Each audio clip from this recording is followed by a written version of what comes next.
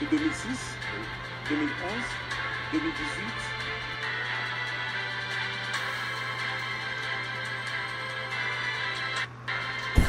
Bonsoir, bonsoir, bonjour, c'est Congo News 24.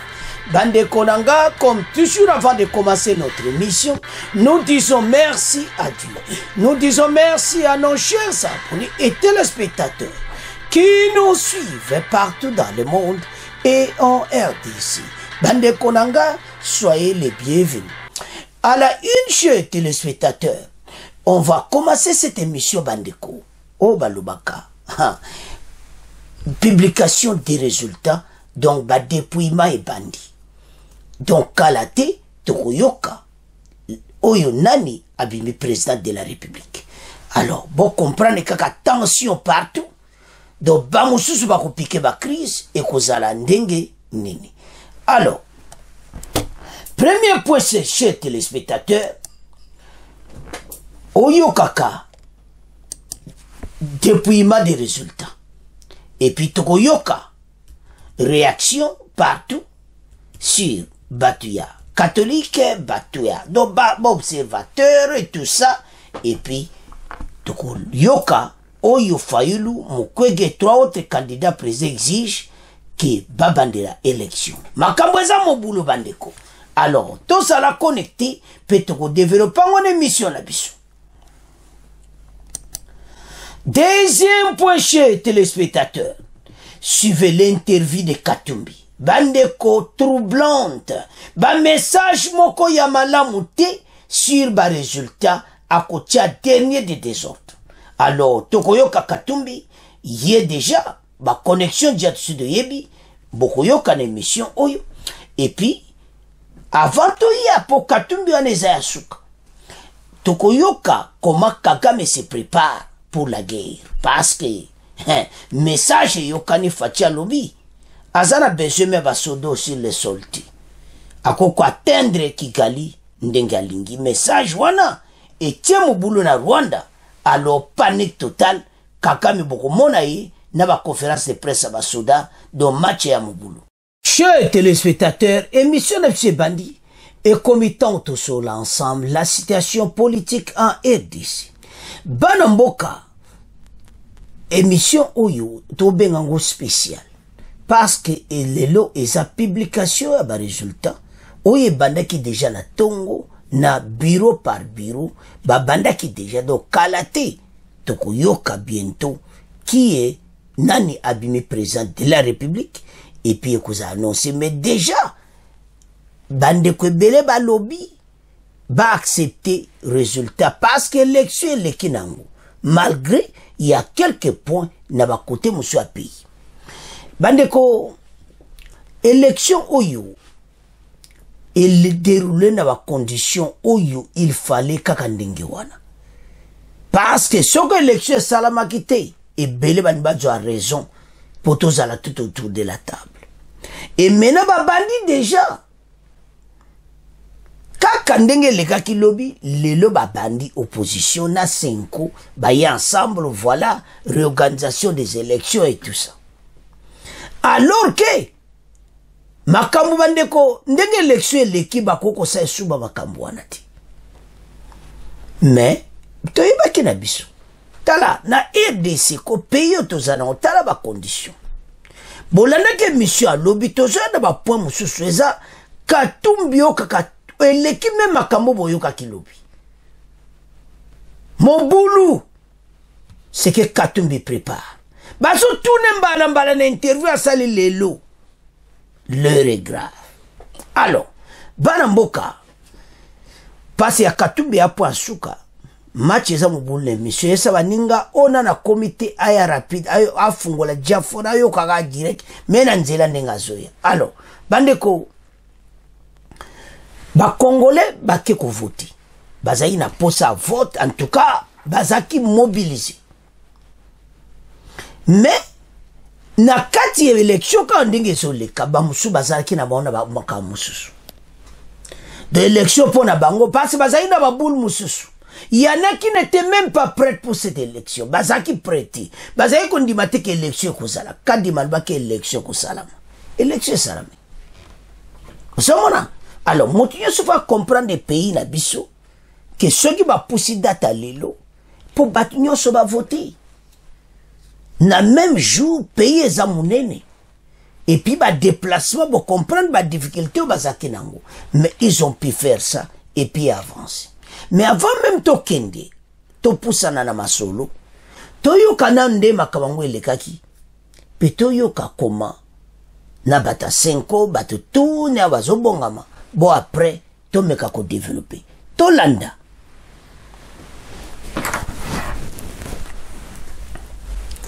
Les résultats des votes du mercredi 20 décembre sont affichés depuis ce jeudi matin. 21 décembre. Bandeko, tant pas bandi yango, donc on a clairement été, bazana bien besoin était déjà ba respecter calendrier wana. 2020, jeudi matin 21 décembre 2023. Dans plusieurs centres et bureaux de vote de Kinshasa.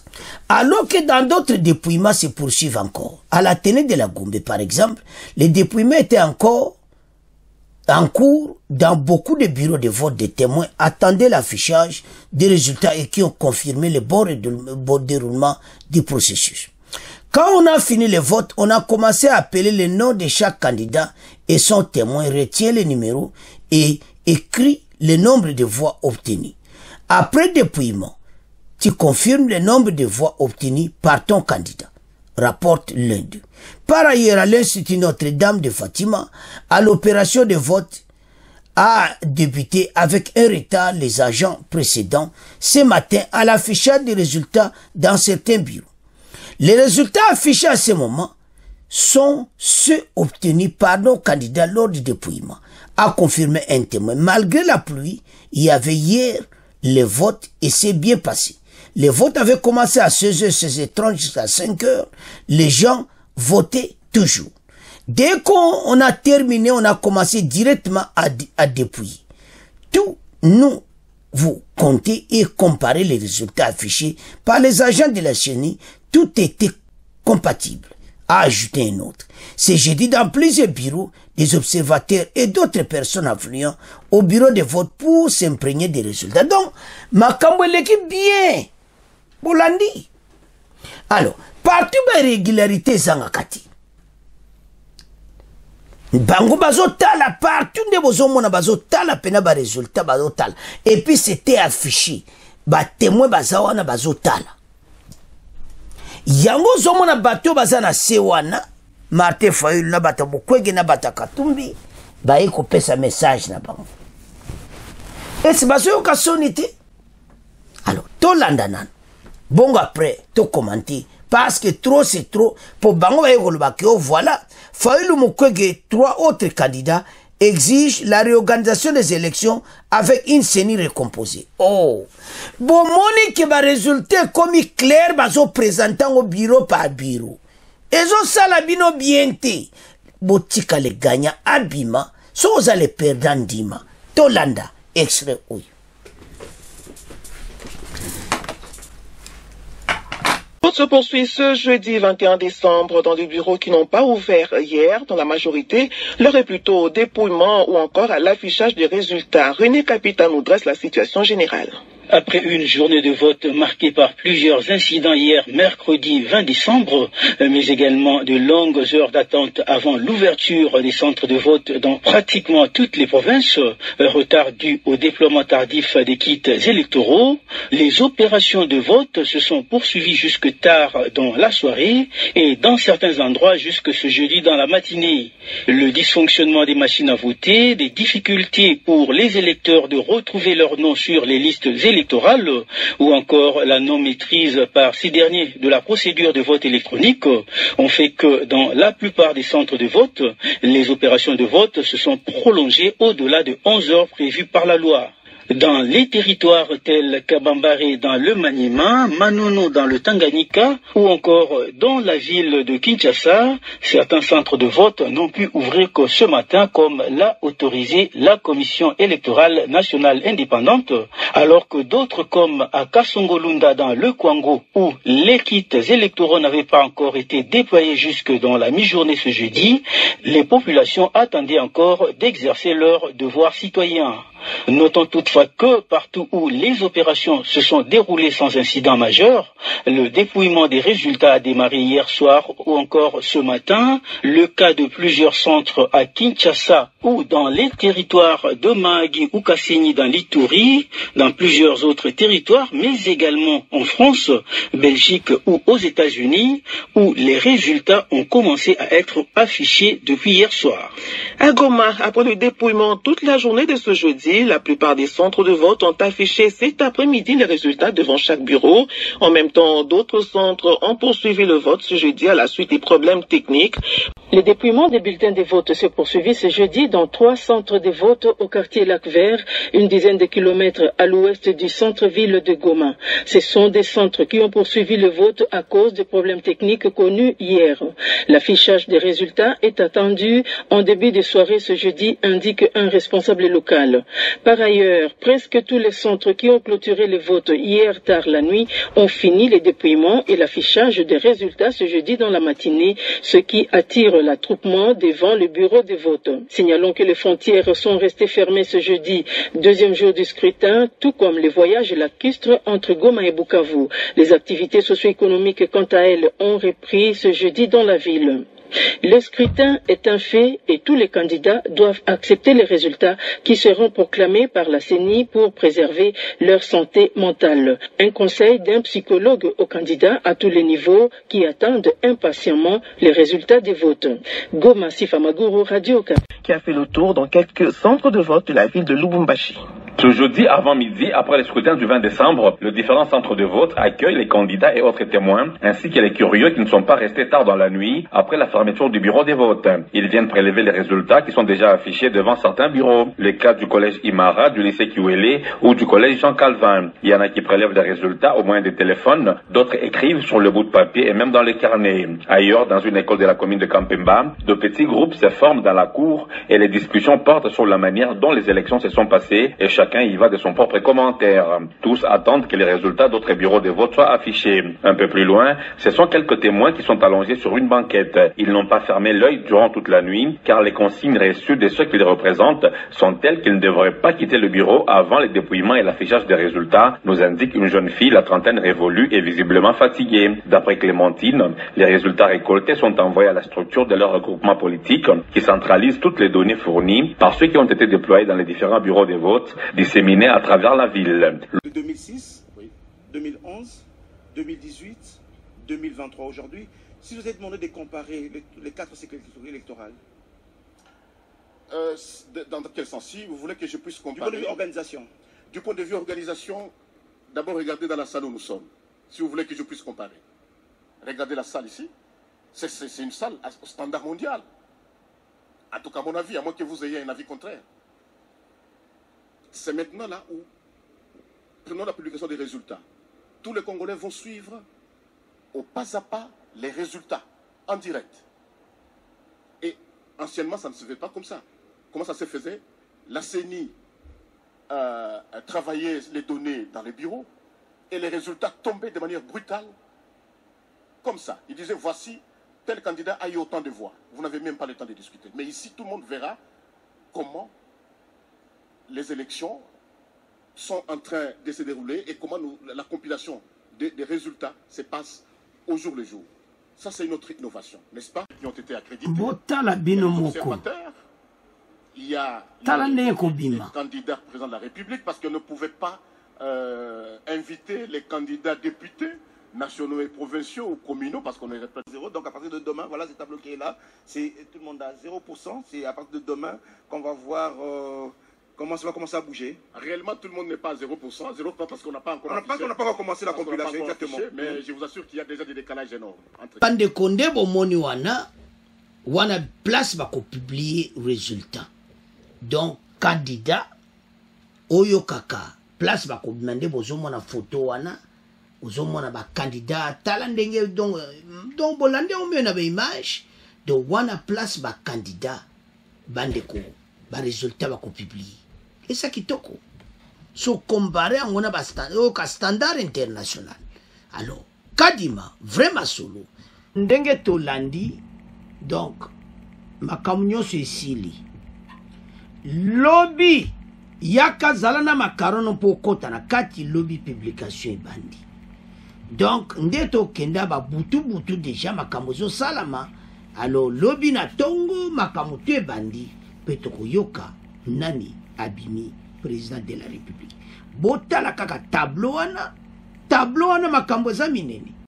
Bana mboka tolandi biso nyonso ndeni makambo elekaki on affiché ebele batémoin ke eleki nango bien bongo mabe wapi bamosusu bazoluka ndenge na bango.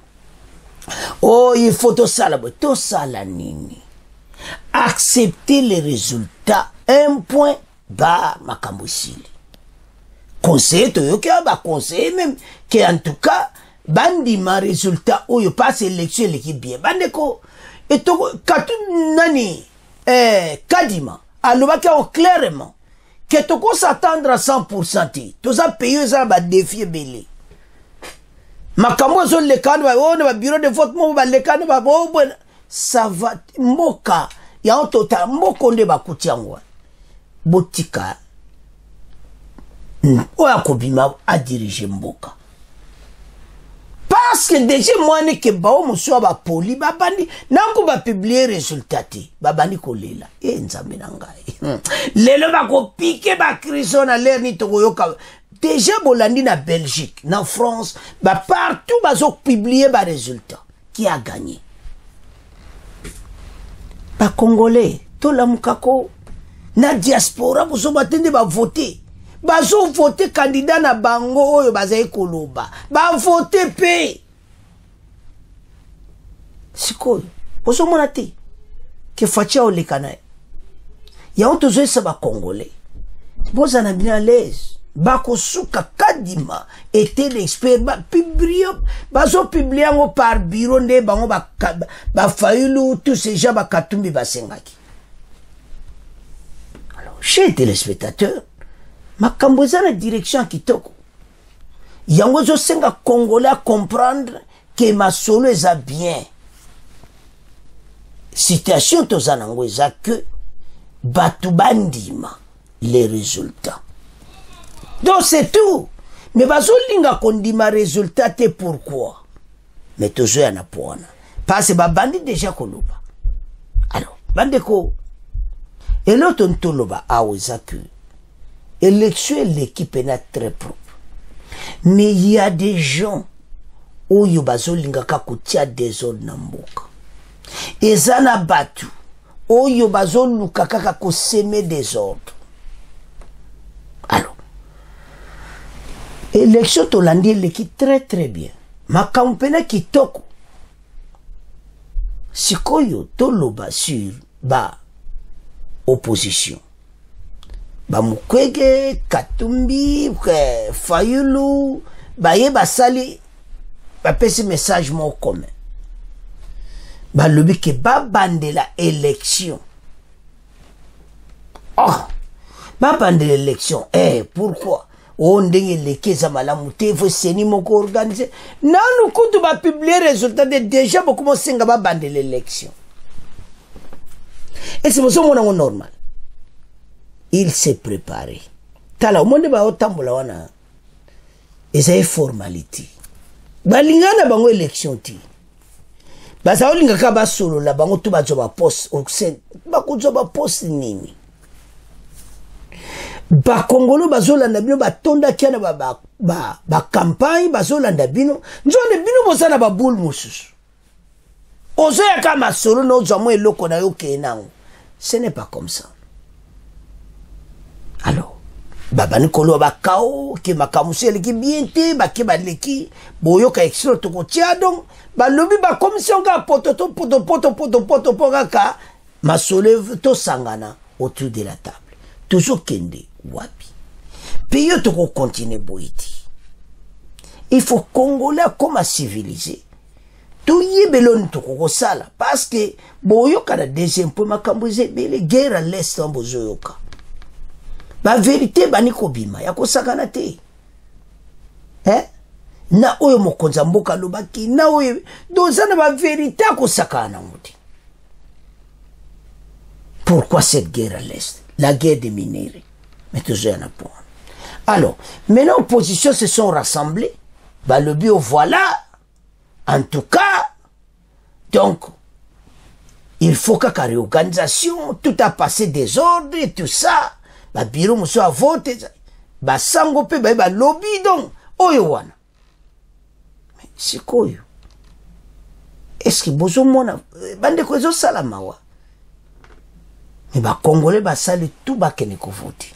Mais tala makambo ezobina. L'heure est grave.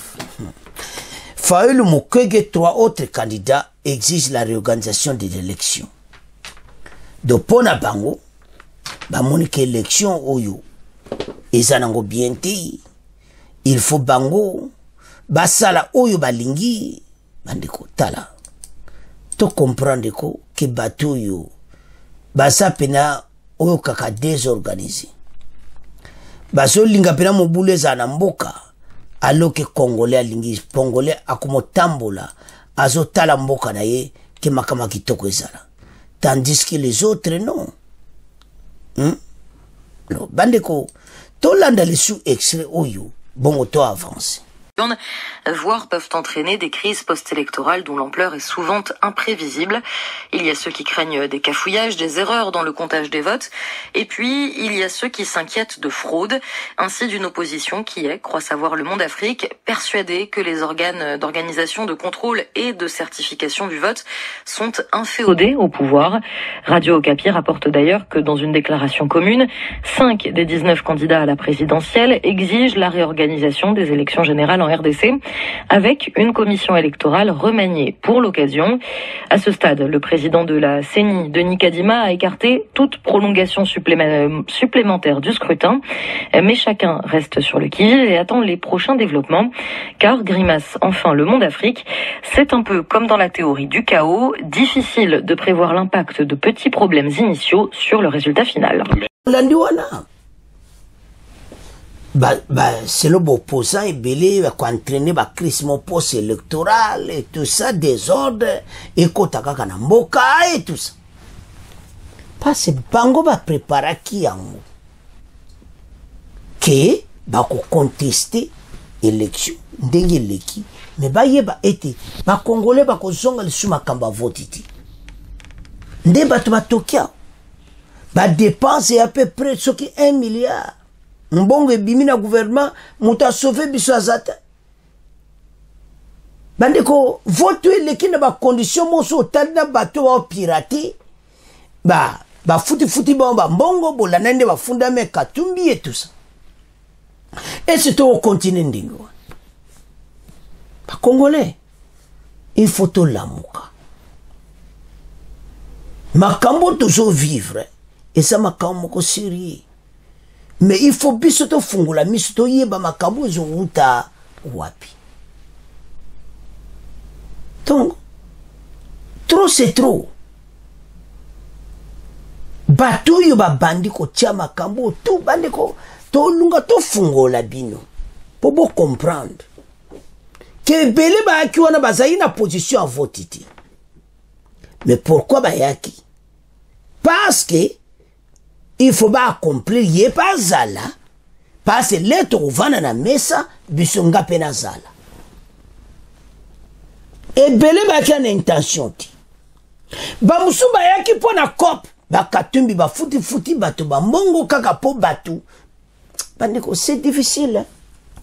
Il faut qu'on somba mutu nyonso lelo ba kaoto yaki na ba côté musuwana ba pese bata seni wana mbongo pour kabatia désordre moko bouidon surtout zotala à échelle moko batu ba crier eloko mo boui kaka po élection ezalati nzamba RDC utika RDC c'était élection leki masole sili to comment zela kaka bang le président de la République ba voter ba candidat ba député toyoki makambo nyonso makambo isilali tout c'est publié et puis Cour constitutionnelle a confirmé to démarrer mboka to moze sous 5 ans mususu bato bazoya na babulu wana eza bato otala ebele tozo vivre na pays moko ata lelo bazondima te mais bazali kondima liboso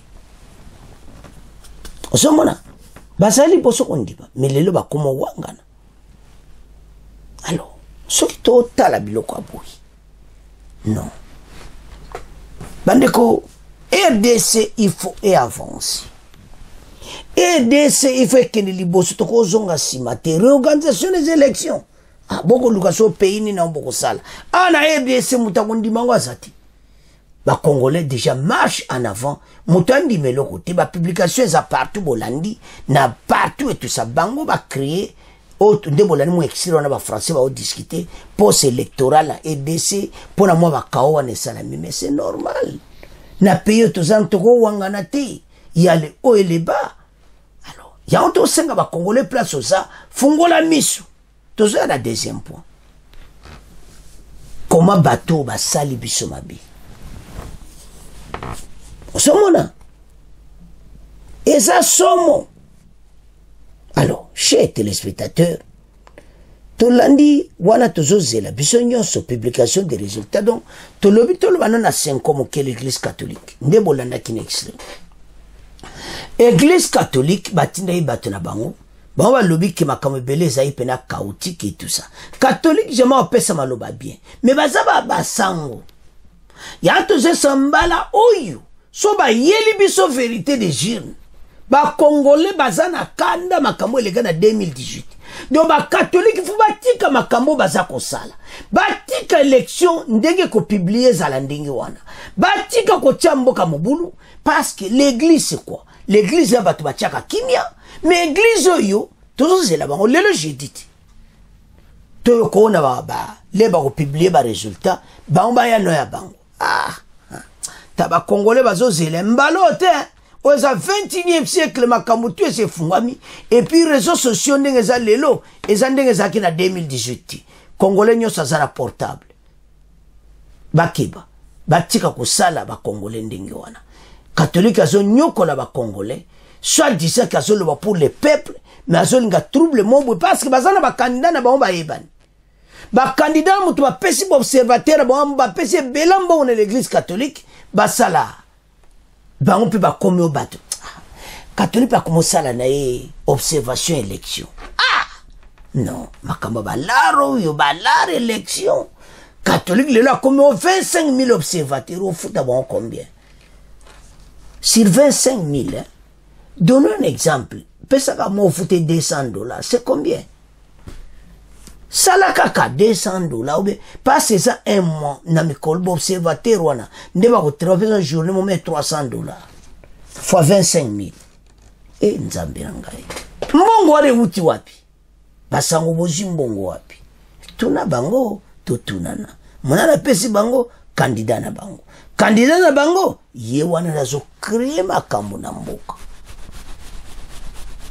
pandeko interview bokoyo kalelo eza somo. Alors, bana mboka, tokomotika na bino, c'est à ce point, tiki premier point, tokomokende na deuxième point. Chers téléspectateurs, tokomi na point na biso oyo, bandeko, Kagame prépare la guerre, bongo après, tokoyana interview Katumbi, oyo ebomi mboka. Mais to banda nanu,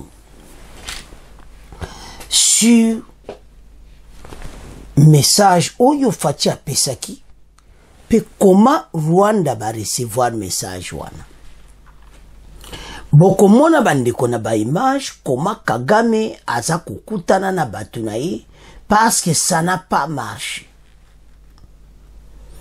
donc ba komi na problème na bango parce que ba makambo fati a lubi eza vérité ils n'ont pas pu atteindre Goma.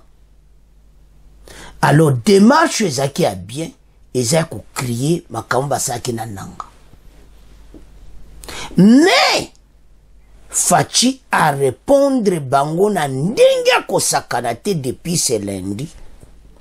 moto eza kopela à Kigali. Tension partout na kata ya Kigali, donc aza na problème sérieux na ba peuple na emoko. Par ce message a faci peuple na landaki yango. Yango tina bozo mona ke me bo musu ba candidat ne de ba Katumbi et tout ça, eza vraiment doutu côté ba congolais, baza pena bato Kagame. Bato ba Occident et tout ça. Tozo na po ya suka Katumbi, alobi ba bebo na mboka. Mais tozoya. Alors, awa makamu réponse ya Rwanda. Azako se préparer. Une guerre oyo éclater parce que lui à côté Kati, il a besoin de ces minéraux. Comme il a besoin de ces minéraux, il faut asala makamba ndenge wana. Mokonza mboka lobaki yango na tina. Parce que bango ba Rwandi ba vivaka na mbongo na biso. Ba vivaka na nyonso ewutaka na RDC. Mais avant de continuer, toyo kanano cette interview de Fachi. Makambo alobaki lundi. Toyo kanga à peu près 8 à 9 minutes. Tout développant après, boyoka, un autre ministre, ne pas expliquer makambo no Fachi alobi. L'heure est grave. Ministre anda yoko confirmer makambo Fachi alobi. Tandeko, esa makambo déjà yebani nango. Mais il fallait mokonza mboka yemoko aloba. Mais toyoka ya après to commenter.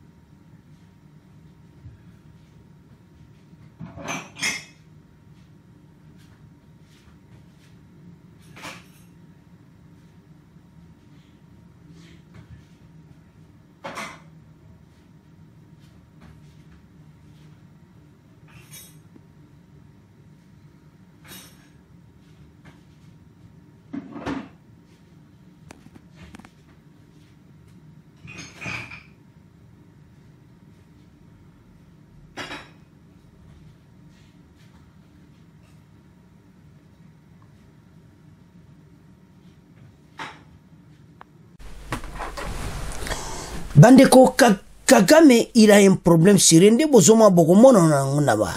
Imatango parce que bazana bazo se réunir ensemble. Alors basangani Kagame a moni pression eleki. Azaki na chouati. Il fallait sans batunaye. Ba se préparer. Pas se Fachi aloba ko attaquer Kigali. Yesu ko ifasa réunion na batunaye selon message au Fachi apesi. Message yo kani pena kitoko. Boko mona imer mema Kagame imer peneza mobulu. Nde bozo mona vandu na kiti boko mona ngono. De l'heure grave na ndenge makambo elekaki na ndenge za ko s'adresser na ba militaire na ye na sendenga za wana. Alors l'heure est grave. Tout le monde le chef de l'État, bongo tout avancé, parce que Kagame a se préparé guerre selon message à chef de l'État. Parce que Boba Vanna Sewana, nde bozo mona bango, Fachi alobi, ceux qui ba meki, Nanga et ses autres, ba meka ko tinde loko moko na mboka na biso. Fachi a attaqué Rwanda direct et Kigali directement. Alors ça tima me abatu na solti. Ba drone angoana. Ba drone ezatisa na maboko Fachi ko sakana te boko yamba ngo en kilo ezate bako ya place boza. badrone ezomona place bozali batindeli bino ka yango bosili bino nyonso drone vana okana EDC kaka mais atteindre Kigali match eza mobulu tolanda faci après tokenda bapoint mosusu po ya Katumbi neto ya nasuka.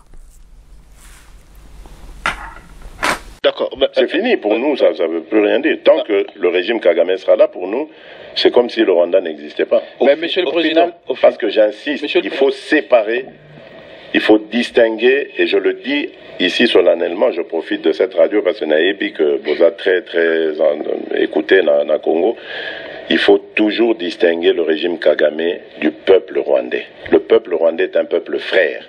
Rappelez-vous, tant à CPEGL, on avait d'excellentes relations avec le Rwanda. Excellentes. Les Rwandais vivaient ici au Congo. Il y avait à Kinshasa. Moi, j'ai connu des Rwandais ici à Kin, Bamsou, Totangana, Bamsou. Il n'y avait aucun problème. Monsieur Kagame Nde Ayeko Baby Samasolo, et c'est lui le problème. Il est un problème à la fois pour nous Congolais, mais aussi pour son propre peuple. Les lots sont ça l'élection à Solo na Rwanda.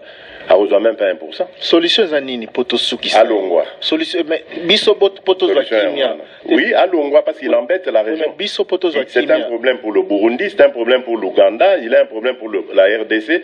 Je pense même pour maman Tanzanie Azarapama, maman Moko il y a une maman très sage et tout ça. Peut-être Linga Koloba Mingité mais surtout na tout mon lien à Loba. Na sur Koloba Peka Azapé problème pour naï. C'est un problème pour la région. Je cache pas, je mâche pas mes mots. Pour nous, pour notre paix, qu'est-ce qu'on doit faire? Il faut lui faire la guerre. Et je l'ai dit, je le redis ici, je vous le dis, parce que j'avais réservé, j'ai fait une interview ce matin avec une chaîne étrangère, j'ai pas voulu le dire. Je l'ai dit, j'ai réservé la primeur au peuple congolais, à Tchangou tout à l'heure, et je le dis à la première chaîne congolaise ici, chez vous. Merci. À la moindre escarmouche, des rigolos que vous avez vus s'exprimer à Nairobi. La moindre escarmouche, lisez sur mes lèvres. Je vais réunir les deux chambres en congrès, comme me le recommande la Constitution, et je vais leur demander l'autorisation de déclarer la guerre au Rwanda. Je le dis et je pèse mes mots. Parce que je suis même prêt à cela. Et aujourd'hui, on n'a même pas besoin d'envoyer des troupes au sol au Rwanda. De chez nous, nous pouvons atteindre Kigali. Pourquoi seulement maintenant, pas hier? Parce que j'en ai marre. Et je vous dis pourquoi. Le jour où je dois partir en campagne au Congo central, donc la campagne est lancée le 19 novembre, le 20, ma première étape en province, c'était le Congo central. Je reçois une communication me disant « Je vais recevoir une délégation américaine, conduite par la directrice des renseignements, des services de renseignement américains, qui venait au nom du président américain. » Après les civilités, elle m'a expliqué le rôle de sa mission, enfin l'enjeu. Et elle venait de Kigali. Elle m'a présenté un certain cahier de charge pour arriver à la paix.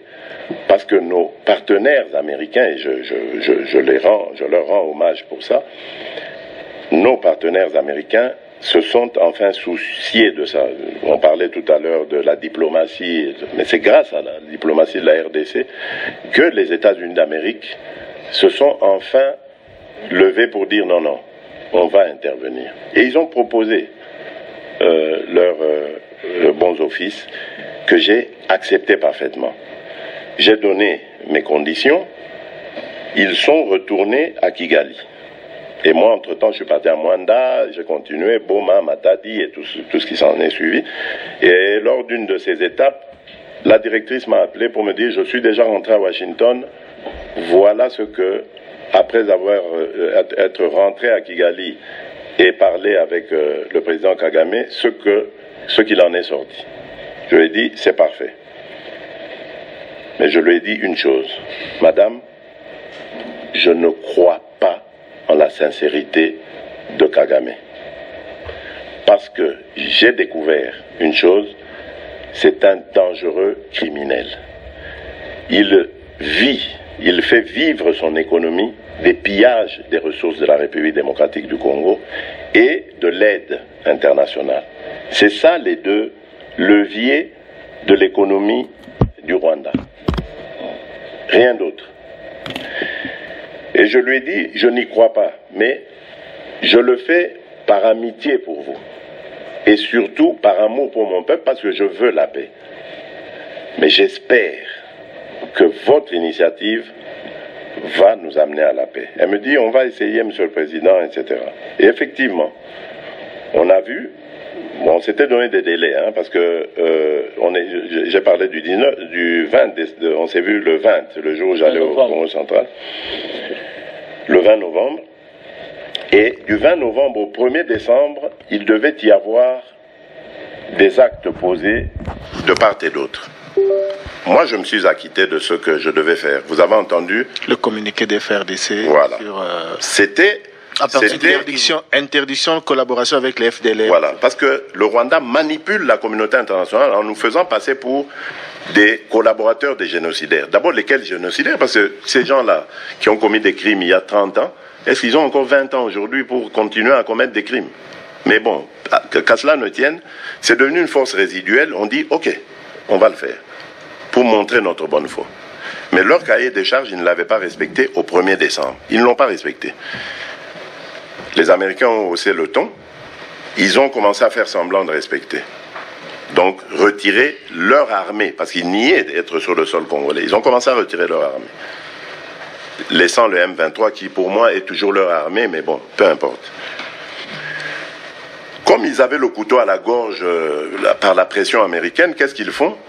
Ils inventent cette parodie d'opposition. L'Alliance du fleuve Congo. C'est Charlot qu'on a vu à Nairobi, pour repositionner le M23. Donc vous comprenez que j'avais eu toujours raison de dire je ne parlerai jamais au M23. Parce que je sais que ce sont des pantins que Kigali place et déplace comme il veut. S'il faut parler, c'est avec Kigali. Pour lui dire, tu sors de chez moi, on n'en parle plus. Mais pas avec ces pantins-là, pour nous ridiculiser. Je ne le ferai jamais, je le redis encore aujourd'hui. Donc, qu'est-ce qu'ils font? Ils repositionnent le M23 dans une autre situation, pour dire aux Américains, ah, vous voyez, nous, on n'a rien à voir. Nous, on a bissoté, hein. Bissot, nous, on s'est retiré, vous voyez. M23, comme c'est des Congolais, ah, ils ont des problèmes congolais. Des problèmes de politique interne. Donc, ils vont chercher ces pantins-là, bâtir ensemble, et puis ils disent, bon, bah, allez, prenez les armes et tout ça. C'est pour ça que je dis, ah, bon, je sais que c'est vous, les Rwandais, qui êtes derrière. Maintenant, ça suffit. Et j'ai dit aux Américains, ce que je vous ai dit, ce que j'ai dit devant le peuple à Tchangou, je l'avais dit précédemment, parce que par respect pour les Américains, j'ai dit voilà, vous voyez que Kagame se moque de nous, je vous l'avais dit, il se moque de nous. Maintenant, il faut qu'il y ait quelqu'un qui se lève pour l'arrêter, et moi je suis ce quelqu'un-là. C'est pour ça que je dis, je le redis ici, c'est pas une blague. Cette histoire-là, comment on a dit l'Alliance du fleuve Congo. Voilà. Soki na yoki ke bazui localité moko. To babeti lisasi congolais moko akufi. Moko, pas deux. Moko. Je réunis les deux chambres du Parlement en congrès. Je dis, Bopé sans autorisation, parce que c'est la Constitution qui le dit, je commence la guerre contre le Rwanda. Je vous le dis ici, beau de retenir en haut. Si ça se fait demain, et pour ça les malobis. Donc si ils osent faire ça demain, mercredi, pendant que les Congolais seront en train d'aller voter, la Chambre sera réunie en congrès. Les deux chambres seront réunies en congrès pour me donner cette autorisation. Et jeudi, je fais feu. Monsieur le Président, je suis en train de vous dire que nous avons les capacités aujourd'hui. Bobangate, les Congolais, n'ayez peur de rien. Nous avons aujourd'hui les capacités de mettre cet individu hors d'état de nuire. Ça, c'est pour la situation de l'Est. Parce qu'il en a fait. L'heure est grave. Bobangate ba Congolais to comme puissance comme Makasi déjà. Tala mokonzi yo ko diriger EDC o akobongisa mboka ndenga zolobela Kagame. Ezate ba kambiona mususu oza ba candidat bato ba européen baza kolinga batia na mboka na biso pour déstabiliser ce pays. Bolanaki Michel Lobby. Mais taboyo que sous Katumbi lelo esa somo. Yebsa baninga bazanga te. Makambo za mubulo a. Mais tozo ya na poasuka. Mais to commenter na makambo Fatia Lobby. Bandeko Kagame avivaka na ba ressources nini. Kagame avivaka na RDC nde bozo mona wana soki RDC te bako vivre te. C'est-à-dire mbongo kaka international bazo pesa bango na nde bazo bomo ba congolais na RDC. Fatia Lobby na congolais pour te comprendre que makambo ndenge comme eza somme. Il a raconté ndenge ni akenenda ba américain baza koluka ye akota na makambo wana. Bolanda très bien te expliquer ba musu ayiki mo konzindenga Lobby. Eza que akora Luanda tout ça ndeto sola ki tout ça to solo la bongo ete Fatia sola na ba yokana na kawana ete bato Kagame azwa batu na ye Fachipe FDLR makamune zara pona bisoti base FDL Rwanda tozo na pona FDL Rwanda eza FDLR eza façon mokaka ministre moka vivaki yango ko témoigner eza ba aventure président Rwanda yango na Fatia Lobby ke o salite afa bendi M23 wana o yelbiso alliance ko AFC ti mususu wana do M23 mususu mena komo mususu les mêmes têtes babi 6 mois bazawana nanga na conférence de presse de toute façon ba koza l'expulser na Kenya président Kenya du message moko ko sakana te asa critiquer na monde pour le moment amoni mo été pression eleki bananga na si ba quitter ba kinovana na Uganda et pas ba kamuna bo balinga basala mais ba yeba ete Fatia Lobby kaka ba me kaka un Congolais ka moko kufu Fatia ko attaquer Rwanda directement parce que bango nde alors ba Rwandais ba yeba libele puis Fatia asa ko expliquer ba Rwandais baza bon problème te le peuple. C'est le président Kagame qui est le problème de la région. A le même voisin ba yeba sala ka hypocrisie. Même montone ba coopérane Museveni yebi, c'est lui le problématique. Bazane le côté. Bala na koltana Masisi kuto okota te. Blende ko sakana te fa de sa vendre l'économie. Parce so basi Masisi bisope kao 60% kolton te kaka. Yako sima Masisi. Yamba vandi wana bloqué Masisi sake ba omekate. Yanzo baso ya ba désordre kuna. Et puis de l'autre côté, bazo kende ba côté ndo ko makamelega na kisheche tout ça. Bande ko za somo. Le chef de l'État fungoli biso. Et ça pour les Congolais, fungola musique, nous avons un présent et bignonso, azoyo kabe européen, pe azoyo sabango. Que ceux qui va meki. Le collabole que 1-23 bazo bimana bango. Fachebe ayo qu'il va américain, moi oui, basali boulot na bango. Mais Kagame qui est le problématique. A lobi risus, abimi ba muso sali, a longoli 1-23, a koti, a FC wane komi, 1-23 mususu. Fatia mbalobo okoka bisote. Yangona tina lobele nde tolandi wana. Me Congolais, eko suka wana ti. Tozana makamu tozo okene nango. L'heure est grave. Makambo mukonza mboka banaki alobaki na njili boyokaki. Wana zaika mukie. Me lelo boyoki détail nango. Aleki na radio na bisona Kinshasa lobi parce que trop c'est trop. Il a répété. Sikoyo. Tozo mona boy. Congolais zo comprendre te lamuka. Alors, toyoka sikoyo ministre économie. Après yende point na suka interview de Katumbi. Tatoyo si ba résultat ko bimalelo. Tozoya. Alors, tot yo kanan ministre oyo. Mais je l'ai dit, je crois les deux autres ici, en lieu et place de poursuivre les FDLR il est sorti de la RDC comme premier producteur du coltan de cassiterite. Est-ce que c'est le coltan et les cassiterite qui constituent les FDLR au Congo? Voilà la question. Deuxième chose, le 25 janvier 2009, l'armée rwandaise est entrée au Congo. Pendant un mois, jusqu'au 25 février, d'ailleurs ça coûtait la vie d'ailleurs à l'ancien président de l'Assemblée nationale qui a dit qu'il n'était pas informé de l'entrée de l'armée rwandaise par l'opération Umoja Wetu. J'étais là. Ils sont entrés jusque dans les fins fonds.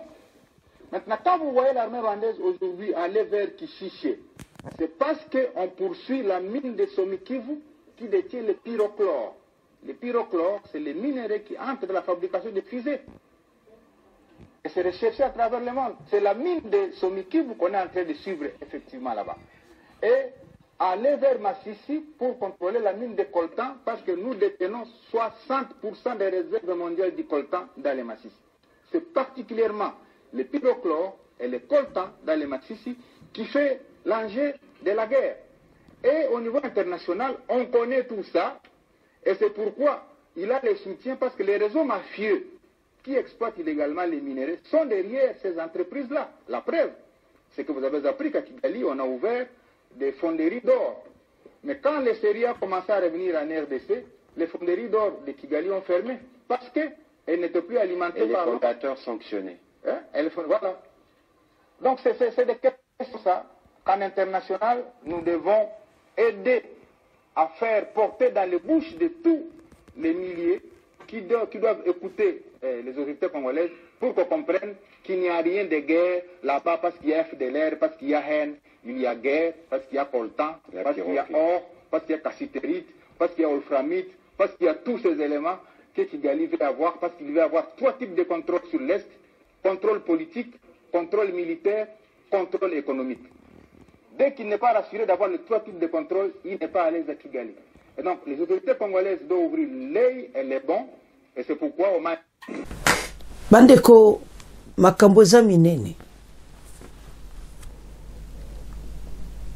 Tolandi biso nyonso a expliqué pourquoi Kishishe wana balekaki wana minere wana eza pona ba fusée et tout ça et puis Masisi et pas ba 60% ya exportation coltan na biso eza kuuta la RDC a produit 60% ya production mondiale minere moko stratégique sikoto tika ba minere wana pa Kagame yiba kaka non.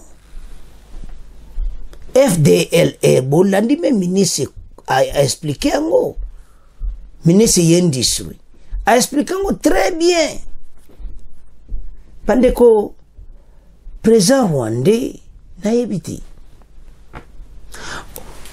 Pays na biso comme le la place yo pour bango ba vivre. Mais au lieu que ça ndinga biazo boma bato. Soka lobika somba ne ba minere officiellement. Et ça m'habite. Chose qu'Alinko Salate, Alinka Kaïba, Aboma ba Congolais. T'as le problème toujours vivre. Yango ba wazelendo ba comprendre, ba cheba mobulu kuna na Masisi. Ba wazelendo ba le ba kotika bino bolekate. Ceux qui besoin ka calme et koti. Bitumbezati. Ah Kagame. Kopwana ya 123 efoari. Pona ba or, ba coltan, na oyonde bolandi ministre ya industrie, a lobby sur ba minéraux stratégiques et ça, ba fusée et tout ça. Bolandi. Alors, tant to mona biloko abouye, bozo sil sa ba congolais ba kufa pona yango, Rwanda, président rwandais a ça un problème sérieux.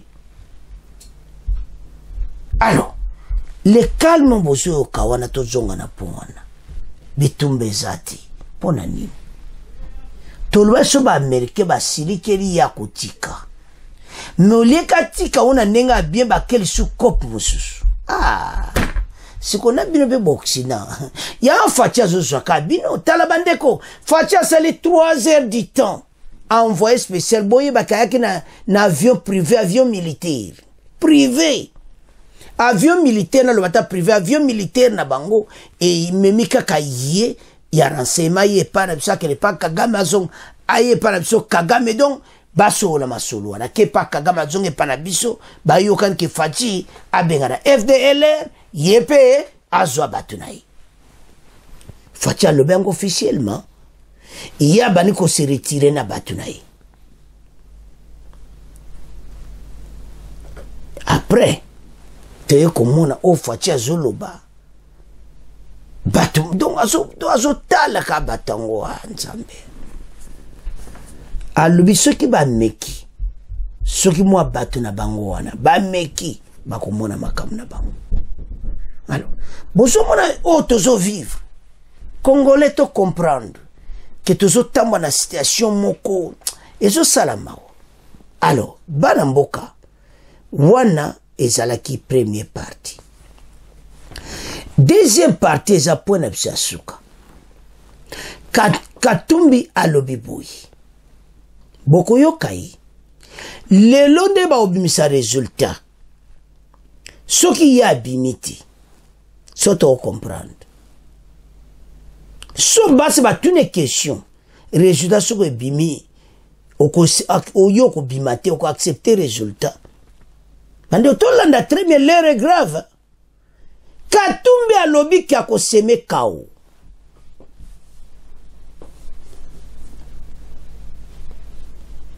Alobi ki peuple ako défendre résultat na yi. Résultat ye Katumbi azozela o asala ki trikeri no bakanga ki. Ya kanti vraiment ya ko bima président de la République. Katumbi ako bima président. Loba miracle ngo soki kopango ya ba milliards de dollars à lesi batu nyonso wana. Seni Mobimba. Bandeko, l'heure est grave. La façon dont il parle. Boko loba, mais Tatoyo, est-ce qu'il est vraiment congolais? Ba répéter ba tuni. Peuple au côté, yomuto tinda peuple nanzela. O seme kao. Oh non peuple yemo ako défendre. Azbalu ke journaliste pas matata lui il oba bien. Yo lelo résultat bimi yo bimiti. Oko tia nani. Ba congolais. Toi quand une mission pour vous partager. Il faut vous partager au mingi rapide ce soir avant même de proclamer résultat président de la République au Akubima. Pour batuma yo kadjabe intention Katumbi. Aye po atia mboka na biso mobulu na okokati. Lero tozana ngotoko tikila bango tanti. Ils ont dérangé ce pays depuis longtemps et mené comme taba congolais ba récupérer mboka na bango mais avec les propres des pères et des mères et puis tout avancer na pays oyo na direction oyo ba congolais bazana posa nango. On peut pas accepter mutuma ya kotia désordre. L'heure est grave. Tolanda Katumbi, bongo to avance. Une question est revenue à plusieurs reprises, c'est celle de votre nationalité, de vos origines. Qu'est-ce que vous avez à répondre à tout cela? Mais vous savez, d'abord c'est un débat de caniveau. Je suis né ici, ma mère est une princesse Yeke, et je ne vais pas renier mon père. Mon père c'est un blanc, c'est un juif. Je ne peux pas renier mon père à cause de la politique. Comment réagirez-vous à l'annonce des résultats si vous n'êtes pas vainqueur? Vous savez, si les élections sont chaotiques, nous sommes protégés par la Constitution, l'article 64. Le peuple doit défendre le vote. Ça veut dire? C'est-à-dire l'article 64, si quelqu'un veut vous voler ce que vous aviez voté, la population va défendre ça. Donc vous allez demander à la population de se révolter si jamais... Ce n'est pas question de demander à la population de révolter. La population doit défendre le vote. Et la population est prête. Et on l'a dit pendant la campagne, vous devez défendre le résultat. Restez sur le bureau de vote, sur chaque bureau de vote, jusqu'à ce qu'on puisse afficher le résultat bureau de vote par bureau de vote. Et je serai avec cette population, parce que ma constitution le permet. Bana mboka tolandi batuni plaisir fou yo kotinda bango bakota na nzela Oh, te ba omo ba défendre. D'une manière d'une autre, azolo ba ke ba okota na ya kotinda bango. Donc c'est déjà ça foutait bambongo na ye. Mais gars républicaine bazala prêt. Ba soda nyoso bazala na alerte oyo Katumbi azo préparer pour na mboka. Pour na kotia désordre na ADC. Donc résultat ko malelo Katumbi akotia moto le feu. Congolais telema pour na mboka kondima jamais ma campagne pamba. Taba oyera mo mbongo na banga zombo tia na poche ko kena nzela te. Parce que bazo kabula ba mbongo batwa ko sa désordre.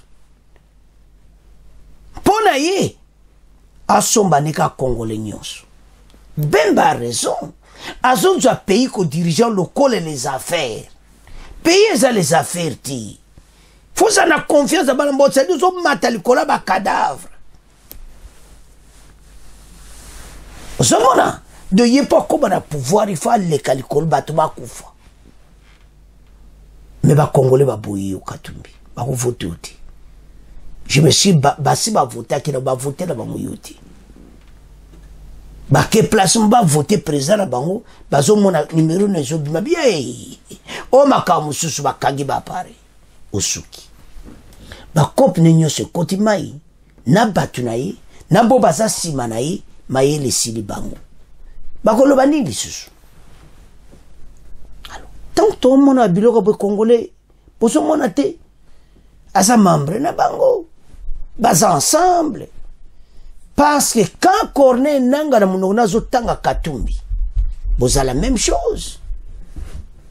Et puis moi ko créer le chaos. Si vous le chaos ngoya osalido, yango o John Numbi alobaka. Alobake ko kota mobulu na mboka. Batu bako totala arme yango nini o bako balukela babimsi tala bandeko esa mawa na ba mususu anso bazoloba eloba chiwo na pays oyo bozo kosa na liboma. Alors bana mboka en tout cas sali mawa makamonga na yoki ndeto yoki wana Katumbi. Pourquoi préparer les chaos soki yobimiti? Ndima résultat Katumbi tika mboka na biso nye ba luka musala musuba pesa yo président de la république mutako pesa yo azati et puis même ba député wana boyoka ako corrompre bango na ndenga mukiti bandeko bato bakotika biso calme ti et sande biso to telema omoni Kagame était formé la M23 kotimai. Ba ena formule alliance à Congo. Il y a un 23 sili bobo sanango. Mais ba ena formule mususu. Alliance à Congolais. Eh, en tout cas bateau. Fatia lui soba meki. Aza tina ko tinda bato na sorte directement Kigali. Voilà le nouveau président. Ayena mon pépé Yasika. Ba mekati. Parce baza omoneka nye. Baza moka président mo aza tout bon, trop bon et tout ça. Lelo ba moni pe ba comprendre que aza mutu mususu pe akotika bakambote bato fu batika mboka na biso nye biso to avancer na mboka na biso Katumbi kotia désordre na mboka na biso te soki ba poni yote kende ko luka bulo mususu ba bulo ezebeli oza homme d'affaires oza mbongo keno luka les affaires tika RDC varanye sommet l'état RDC a réservé aux Congolais de père et de mère to boyi na biso atia mboka na biso mobulu to zantia na pasi bandiko na suba kufi na est belé kaka pona ko défendre mboka alors tika mboka na biso nye na batu noni ba kob na bango fatia chalobi ba drone et kokoma Kigali. C'est à ce point de comment clôturer mission na biso. Bon, continuez à s'abonner massivement. Bon, partagez bande konano s'abonner d'avant quitter s'abonner mbalamoko. Au revoir. À la prochaine.